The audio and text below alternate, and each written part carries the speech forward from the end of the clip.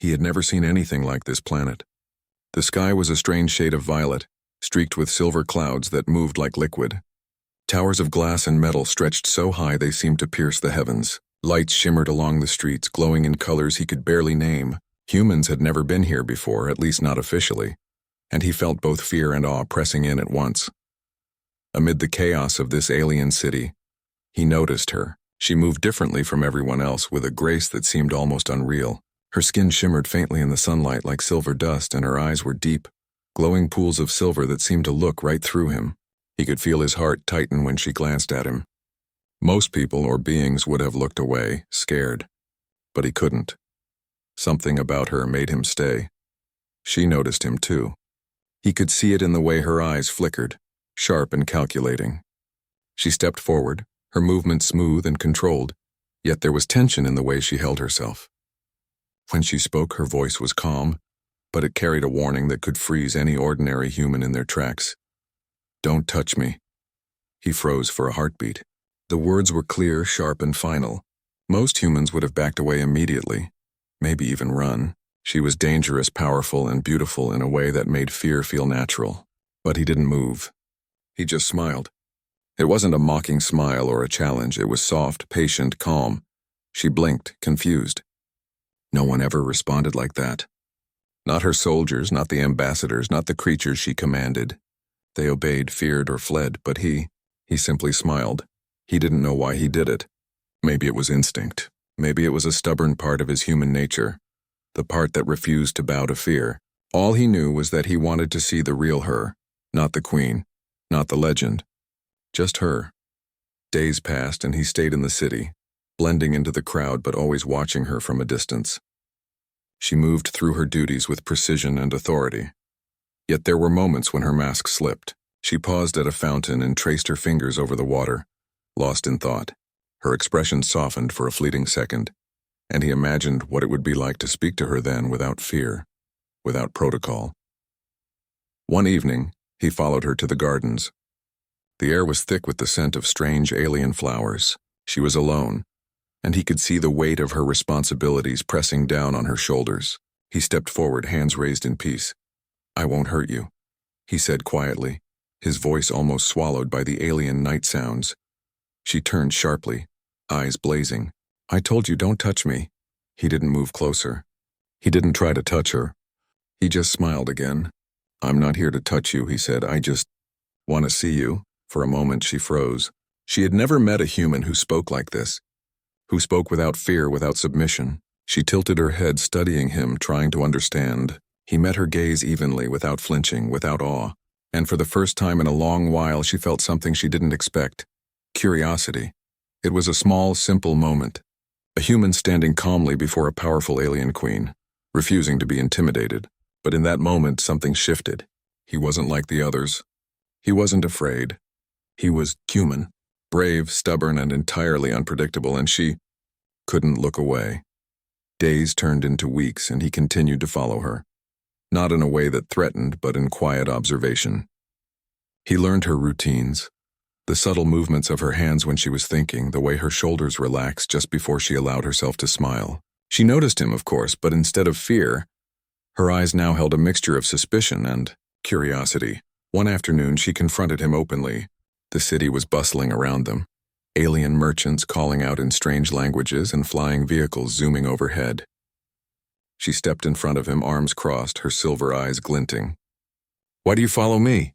she asked, her voice calm but sharp, demanding an answer he was sure would satisfy no one else.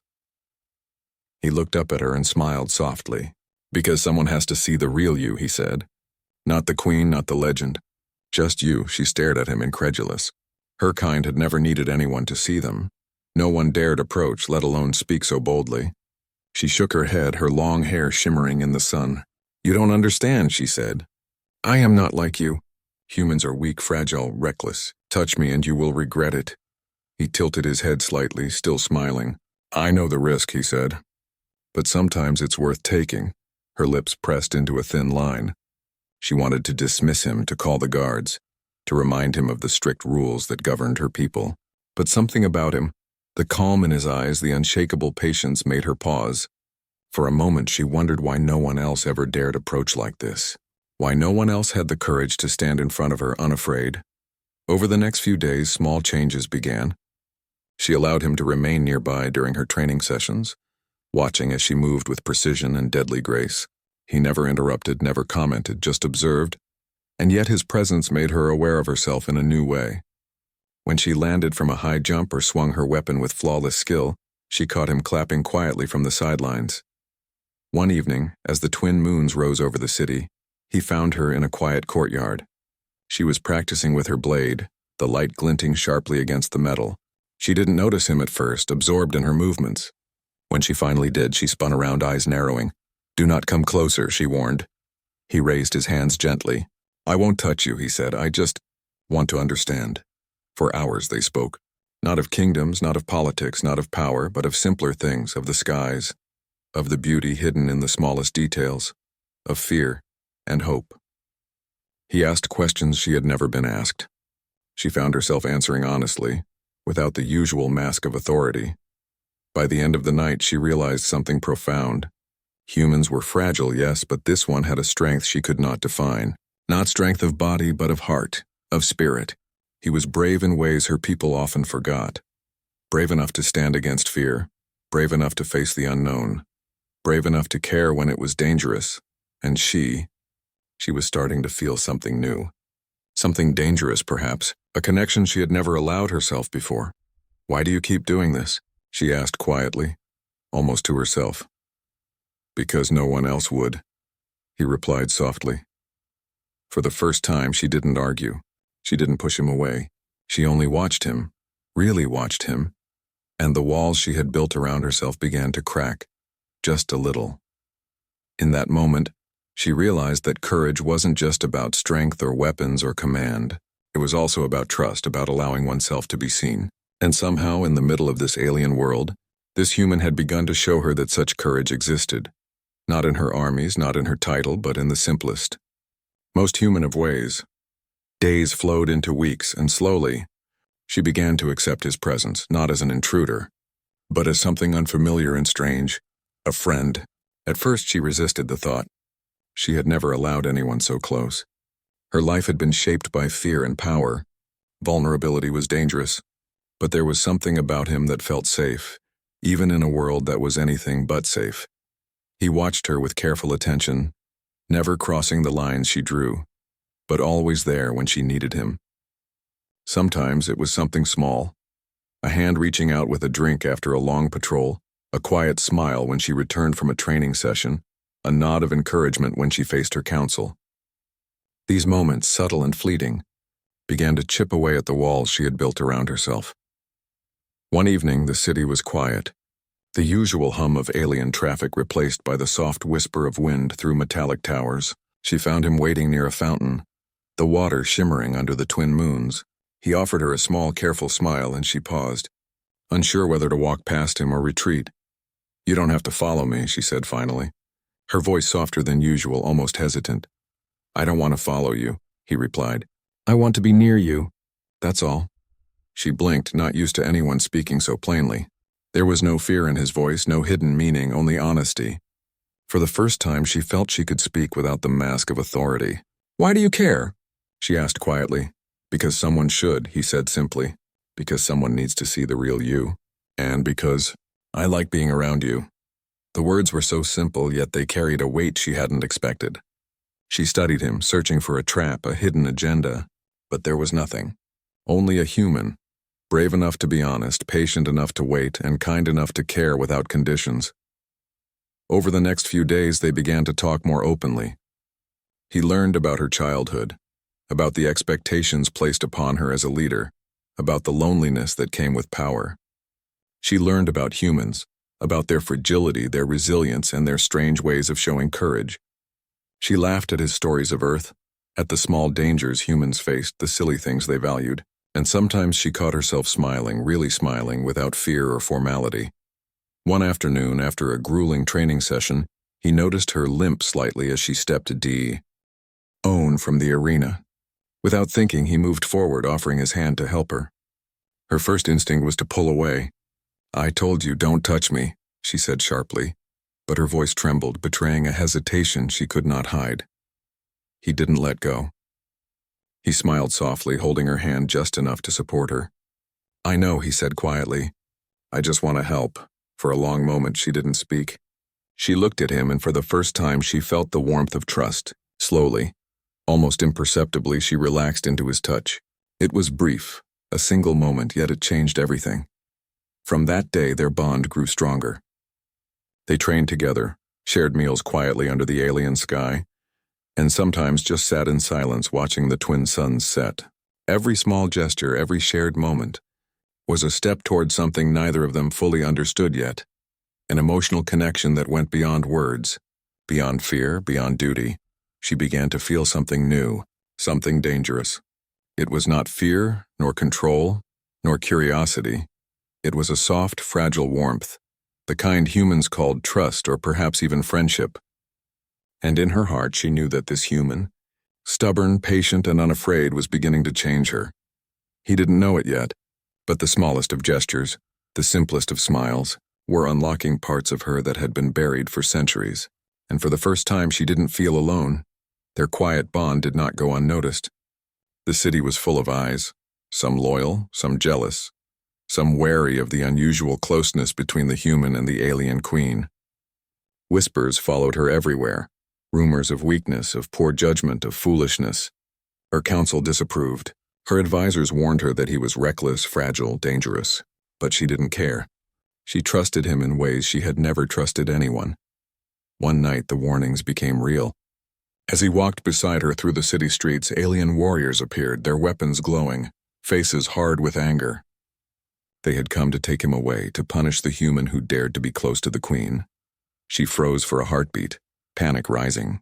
But then she saw him stand calmly. Even surrounded by enemies, his posture was steady, his eyes fixed on her. He smiled softly as if to reassure her. That small smile gave her courage she didn't know she had. The warriors moved forward, weapons ready. "Leave now, human," one hissed, voice metallic and sharp. "You have no place here. Step closer and you will die." He did not step back. "I'm not leaving," he said firmly. "I'm staying." Her heart pounded, fear and admiration fighting inside her. She realized for the first time that humans had a kind of courage her people often lacked, a courage that was not born from power or weaponry, but from heart. The fight began. He moved with human unpredictability, dodging attacks with surprising agility. Though he was smaller, weaker, and outnumbered, there was something about his defiance that unsettled the warriors. They hesitated, and that hesitation was all she needed. She leapt into the fray, her blade flashing, her movements precise and deadly. But even she noticed the human holding his ground, standing firm, refusing to run or cower. In that moment she understood something she had never admitted before. Strength alone did not make one powerful. Courage, heart, and the willingness to risk everything for someone else, that was true power. When the battle ended, the streets were quiet again. The warriors had fled, but the city seemed different, almost watching. He stood there, slightly bruised, dirt and blood on his clothes, yet he smiled at her. A small, tired, gentle smile that somehow made the world feel safe again. "You were reckless," she said, her voice trembling with a mixture of fear, anger, and something she could not name. "I know," he replied softly, "but I couldn't leave you alone. Not when it mattered."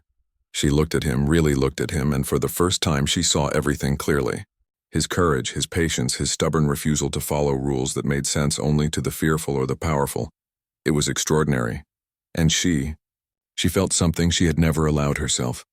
Gratitude, trust, and something warmer, something human. The city seemed quieter now, as if it had recognized his bravery. Her people would never understand, she thought, but it didn't matter. In this human she saw hope, loyalty, and a strength that could not be measured by force or title. That night, as they sat quietly atop a tower overlooking the glowing streets, she finally whispered, "I told you not to touch me." He reached out, gently brushing a strand of hair from her face. "I know," he said, voice soft, almost tender. "And I did it anyway. Some things are worth the risk." She didn't pull away. Instead, she let her hand hover near his, feeling the warmth and steadiness that had carried her through the chaos. And for the first time, she realized that her walls, strong, towering, unyielding, might not be able to hold against the force of a human heart. In that quiet moment, amidst danger and whispers of the city, she understood something new. Bravery was not about following rules. It was about standing for someone else even when fear screamed to retreat. And she had never met anyone who embodied that so completely, so fiercely, until him.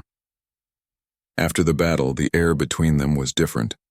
He had proven his courage, his heart, and his loyalty in a way that no words could describe. She watched him quietly, noticing the small things she had never allowed herself to see before, the way his eyes never wavered when he looked at her, the calmness in his voice, the small smile that seemed to shine even in darkness. She found herself thinking about him more than she wanted to admit. At first it was strange. She had never let anyone enter her thoughts, not like this. Her mind was usually full of strategy, duty, and caution, but now thoughts of him lingered.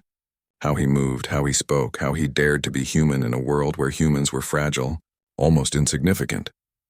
One evening, as the twin suns began to set, painting the sky in shades of pink and gold, she found him waiting in the gardens.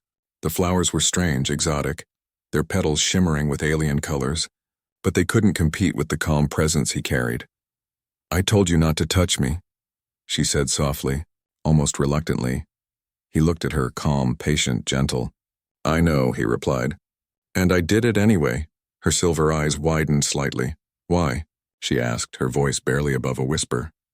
"Because some things are worth the risk," he said simply. "You're worth the risk." For a moment she couldn't speak. His words were simple, human, and yet they carried a weight she hadn't expected. They weren't about power or fear or obligation. They were about trust, about connection, about courage in the purest form. She found herself lowering her guard, slowly, carefully. She stepped closer, close enough that she could feel the warmth radiating from him, the steady heartbeat that was so different from the calculated rhythm of her own. For the first time in her life, she allowed someone to see her as she truly was, not the queen, not the warrior, not the legend, but just herself. "You're reckless," she said, a small smile tugging at her lips. "Maybe," he admitted, "but I'm also human. And humans sometimes follow their hearts even when it's dangerous."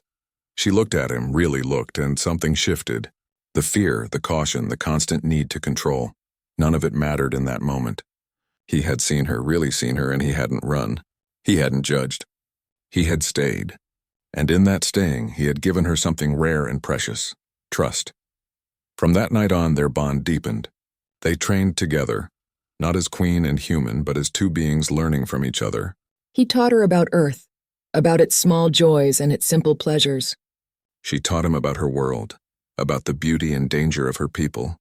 And in every lesson, in every shared story, the trust between them grew stronger. She began to feel emotions she had never allowed herself to feel.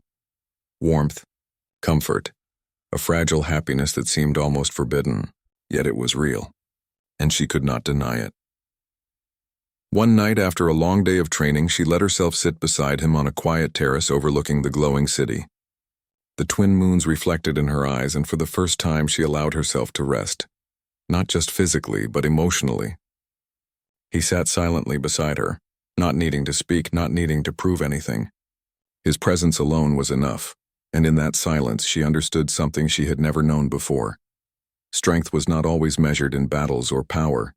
Sometimes true strength was having the courage to trust, to connect, to risk everything for someone else. She looked at him, her silver eyes softening, her walls crumbling just a little, and in that moment she felt it. The human heart beside her was brave, loyal, and unwavering. It was hers to trust now if she dared. Time passed, and their bond grew stronger, quietly but unmistakably. They shared more than words. They shared small moments that carried more meaning than speeches or orders ever could. A hand held briefly to steady, a quiet smile in passing, a glance that lingered too long. All these things became their unspoken language. But the world around them did not remain calm. Her court grew restless, whispering disk, intent, warning her that closeness with a human could threaten her reputation. There were threats, subtle and sharp, that demanded she remember her duty, her title, her position above all else. She felt the pressure, the tension of centuries of expectation, but when she looked at him, the fear melted. His calm, unwavering presence reminded her of something she often forgot: that courage and trust were more powerful than fear and rules. One afternoon, while they trained together in the garden, a sudden attack shook the city. Mercenaries, sent by rival factions, tried to breach the palace grounds. She reacted immediately, moving with lethal grace, but he did not run. He stood beside her, unarmed but fearless, watching, learning, and ready to act. "You shouldn't be here," she shouted, her voice sharp, laced with panic. "I'm here because of you," he replied calmly, his eyes locked on hers. "I won't leave." The battle was short but intense. She fought fiercely, cutting a path through the attackers, and he supported her in ways unexpected. Not with weapons, but with bravery that slowed enemies, distracted them, made them hesitate. He was fragile, human, yet his courage gave her strength she could feel in her bones. When the last mercenary fell, silence returned to the city. She looked at him, heart pounding, eyes wide with a mix of fear and awe. He was bruised, bleeding slightly, but he smiled at her. The same gentle, unwavering smile that had disarmed her heart from the very beginning. "You could have died," she exclaimed, voice trembling. "I could have," he said softly, "but not when it mattered most. I would die for you." Her heart skipped. Those words, simple and human, carried more weight than the fiercest blade or most loyal warrior. For the first time, she allowed herself to truly see what he meant. Not just his bravery, but his willingness to place her above everything else, to risk everything for her, not out of duty, but out of something deeper, something human. That night, they stood on the palace balcony, overlooking the glowing city, the twin moons reflected in her eyes. But now she saw herself in them too, her fears, her walls, and her trust in him. "I never thought I could feel this," she whispered, voice soft and hesitant. "I've always been alone, always feared weakness. And yet," she paused, searching for the words, "you've shown me something different, something I never knew I could have." He reached out, brushing her hand gently with his own. "It's because you let me," he said softly. "You didn't push me away. You let me see you." Her walls, built over centuries, trembled. She let her hand linger near his, and in that simple gesture, she realized how much she had changed. Fear no longer controlled her. Authority no longer demanded distance. In its place, something fragile, warm, and human had taken root.